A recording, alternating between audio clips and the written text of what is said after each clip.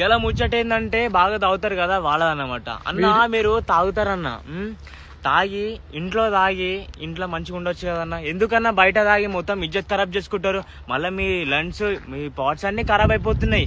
ఇంట్లో మీ అమ్మ నాన్న, మీ భార్య, మీ పిల్లలు, మీ అక్క చెల్లెలు ఎంత బాధపడతారు మీకు ఏమైనా అర్థమవుతుందా? ఒకసారి ఆలోచించురి. మీ ఇజ్జత్ ఎట్టుపోతున్నది, అన్నిటికన్నీ ఖరాబ్ అవుతున్నాయి కదన్నా. మళ్ళీ మీరు తాగి డ్రైవింగ్ చేసి మీ ఫ్యామిలీ రోల్ మీద వేస్తారు. ఒకళ్ళు పుసుకున్న చచ్చిపోయారు అనుకో, ఏందన్నా మీ ఫ్యామిలీ రోడ్ మీద పడ్డట్టే కదా. మళ్ళీ అపోజిట్ వచ్చిన వాళ్ళకి ఏమైనా అయిందనుకో, వాళ్ళ ఫ్యామిలీ రోడ్ మీద పడ్డట్టే కదా. ఎందుకనే తాగడము? తాగాలనిపిస్తుంది, నువ్వు మానలేకపోతున్నావు. ఓకే, ఇంట్లో తెచ్చుకొని తాగురన్నా. ఇంట్లో తెచ్చుకొని తాగి సపరేట్గా గమ్మున వండుకోరి. మీ వల్ల ఒక్కరికి కూడా ఇబ్బంది పడకూడదు. తాగి ఇజ్జత్ తీసుకోవడం, రోడ్ల పైన వండుకోవడము, ఎదుటోళ్ళని గుద్దడము చాలా ఇబ్బంది చేస్తారు. ఇబ్బంది ఏది అసలు. తాగి వచ్చినందుకు ఒక ఆయన బండి మీకెళ్ళి ఎగిరి ఒక తాగండి, లిమిట్ లో వచ్చి తాగండి, ఇంటికాడికి వచ్చి తాగండి. తాగండి వద్దనట్లేము, మంచిగా ఉండరు అంతే.